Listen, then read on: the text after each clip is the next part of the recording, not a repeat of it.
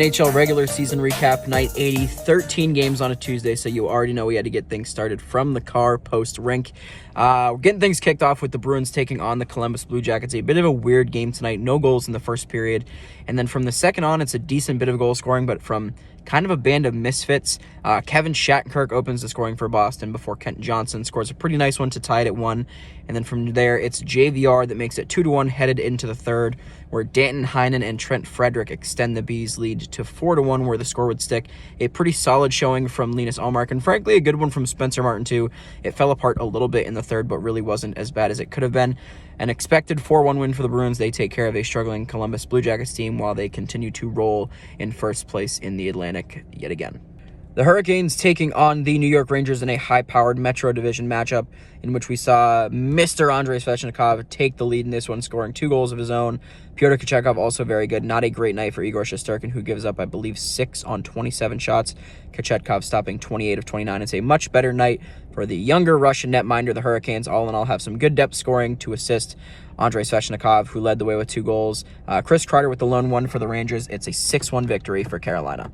The Capitals taking on their rivals in the Pittsburgh Penguins, and I am so glad that I only got to watch the first period of this game because the first period was all Washington. Tom Wilson, Malenstein, Farivari, and Ovechkin opened the scoring. 4 unanswered for the Caps to get things going, but with 4 seconds left in the first, Rickard Rakell does make it a 4-1 game. And then from the second on, it gets a little bit dicier. Sidney Crosby scores about 9 minutes in on the power play from Gensel and Malkin. Then about 10 minutes after that, Jake Gensel scores from Crosby and Rakell to make it 4-3 headed to the third. And from there, it stays knotted. And the Caps squeak away with this one by a final of 4-3. Darcy Kemper, pretty good, 32 of 35 for him. Nedeljkovic, not so great. Jari, not so great. He gives up 3 pretty early on, and then Nedeljkovic gives up the 4th to Ovechkin. He stopped 14 of 15, though, in the shots he saw. Again, it was mostly Penguins in the second 2 periods of this game, which is why his shot quantity was pretty low, but nonetheless, a big win for Washington. The Montreal Canadiens taking on the Dallas Stars in Dallas, and finally, after probably 10 or so games, we have a chink in the armor that has been Scott Wedgwood. He faces just 18 shots tonight and gives up 4 goals for a .778 save percentage. Meanwhile, Sam Montembeault, very, very good for Montreal, 30 of 33 in the victory. Jamie Benn opens the scoring just 11 seconds in, but from there, it is all Canadians. They score 4 unanswered, much like Washington did. Suzuki, Gooley, Harris, and Caulfield, those first 2 goals coming in the first, 1 in the second, and 1 in the third. Dallas did make it interesting, bringing it to a 1-goal game in the final 4 minutes, but just not quite enough to get the job done. They were definitely the better skating team tonight, but definitely the better goalie belonged to Montreal in this one. It's a big 4-3 victory for the Habs. The Lightning visiting the Jets in what was, at least for me, a relatively highly anticipated game, and another game in which a team manages to score 4 unanswered goals.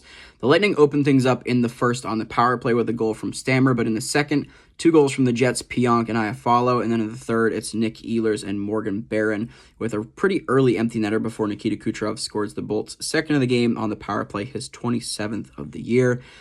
Pretty back and forth game here. Connor Hellebuck, very good. No surprise there, going 32 of 34. Vasi going 24 for 27, just getting a little bit out-battled tonight. But a good game overall, a big one for the Jets, who continue to stay red hot, and the Bolts continue to be kind of middle of the pack in the Atlantic. The Calgary Flames taking on the Minnesota Wild in what was apparently a pretty low-event game. I'm not going to pretend to have watched any of this one. We're going straight off the box score.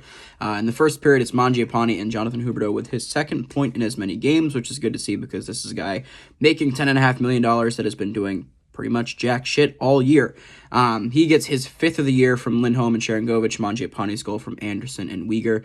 In the second, Pat Maroon makes it a 1-goal game about halfway through from Rossi and Nick Patan, and then not really anything else going on in this one until Blake Coleman scores just under a minute to play, tapping in the empty netter, making it a 3-1 final, denying Marc-Andre Fleury a victory in the game that could have tied Patrick Waugh. Jacob Markstrom, very good, 28 of 29. Fleury also pretty good, though, 30 of 32 in the losing effort. Good win for the Flames. Both of these teams pretty inconsistent, trying to get into the playoffs. Can't seem to throw together more than a few games in a row, so we'll see if one of them can take advantage off of this one. Cough, cough, wink, wink, Calgary. The Blackhawks taking on the Nashville Predators, and speaking of boring games, this is kind of another one of them. Not an unexpected result at all. The Blackhawks only get 21 shots on UC Saros. He stops all 21 of them. It's a 3-0 victory for Nashville. Gus Nyquist, Ryan O'Reilly, and Luke Evangelista are the 3 goal scorers. Evangelista with the empty netter, just 33 seconds to play in this one. Not really too much else to say. Soderblom was good, which is good to see because he's had a very rough year, but Aside from that, not really a whole lot to discuss from this game. They controlled it the whole way through. Chicago continues to struggle offensively if Bedard doesn't put up points. That's really all it was. The Philadelphia Flyers continuing their Western road trip in Edmonton tonight, but tonight the two stars are definitely Connor McDavid and Stuart Skinner. McDavid opens the scoring and then has a point on all 4 of the remaining Oilers goals, while Stuart Skinner stops 35 of 37 compared to his counterpart Carter Hart, who stops 31 of 36. The other goals for the Oilers from Hyman, Nuge, Draisaitl, and then a second from Ryan Nugent-Hopkins. For the Flyers, it's Travis Konechny and Mark Stahl with his first of the year.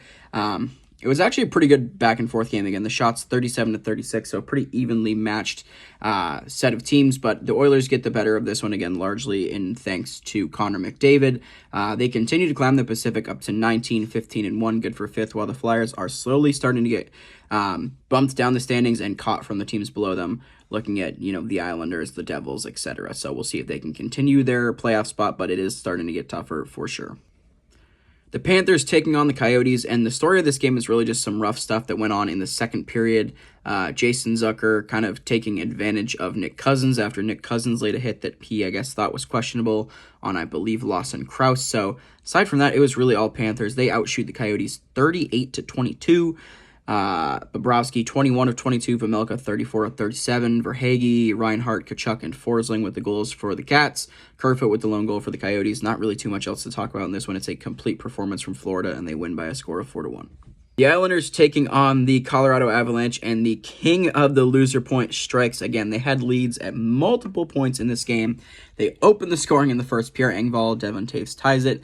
They extend the lead once again with Brock Nelson. They make it 3-1 in the second period from Simon Holmstrom before the Avs come back and tied it 3-3 thanks to Nichushkin and Drouin.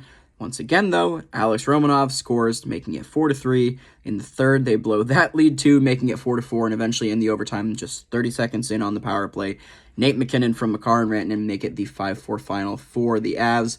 Neither goalie was very good in this one. Varlamov actually started for the Islanders, but looked to go down with some sort of injury, so he left after the first period. Sorokin faced 27 shots in the final 2 frames. He gave up 4 on those 27. Georgiev giving up 4 on just 22. So again, neither goalie very good. Varlamov the best of the 3, but of course he leaves after just the 1 period. It's a big win for the Avs and another OT loss point for the Islanders. The Canucks hosting the Senators in this one, and after a strong performance in his previous game, Anton Forsberg got exposed in this one. He gives up 4 goals on the first 13 shots from Vancouver. Jonas Korpisalo comes in relief and gives up 1 on 2 to end out the first period, 5-0 for the Canucks. It's Cole, Suter, 2 from Pettersson, and 1 from JT Miller. In the second, Claude Giroux gets 1, and then in the third, Vlad Tarasenko gets 2. But the second comes with just about 2.5 to play, so it's pretty much done and dusted at this point. Pius Suter does add his second of the game with about 2 minutes to play. Again, the game's over at this point. Demko stopping 35 of 38. Korpisalo pretty solid in relief, stopping 12 of 13, but way too little too late for the Sens team, who continues to struggle. It's a big 6-3 win for Vancouver. The Red Wings taking on the San Jose Sharks, 2 sliding teams, but the Red Wings do end up getting this one done, as they probably should. In the first period, goals from each team, Sprong and Zetterlund with their 10th and 11th of the year, respectively. In the second, it's the same deal, JT Compher and Bailey scoring their 9th and 2nd of the season, respectively. And then Alex Barabanov makes it 3-2 early in the third for the Sharks, but from there, it's all Red Wings. Perron with 2 and Rasmussen with the empty netter off a painful-looking block shot, but skates down about 100 feet and buries it after getting hooked and slashed in the feet. But nonetheless, a 5-3 victory for the Red Wings, one they needed in a big, big way over a San Jose team that they frankly cannot afford to lose to at this point in the season. The final game of the night, the Leafs taking on the LA Kings, and they get the victory in this one in a not very Leafy way. It's a 3-0 final. Martin Jones with a 31-save shutout against his former team, the LA Kings. William Nylander with his 18th and 19th of the year in this one. Calle Jarnkrok also gets his 9th of the year. The 2 regular goals coming in the second period, both even strength, and then Nylander at the end of the game here with the empty netter. It's a solid outing from the Leafs. They need more games like this that are structured, defensively sound, etc. Haven't had a ton of that lately, but it's good to see it tonight. The Kings get blanked on a rare occasion. This team has so much scoring talent. It's rare to see them get shut down the way they did tonight, but happens, and apparently happens against the Leafs. So that's it for NHL regular season recap night 80. We'll talk to you guys tomorrow for just 2 games on a Wednesday night.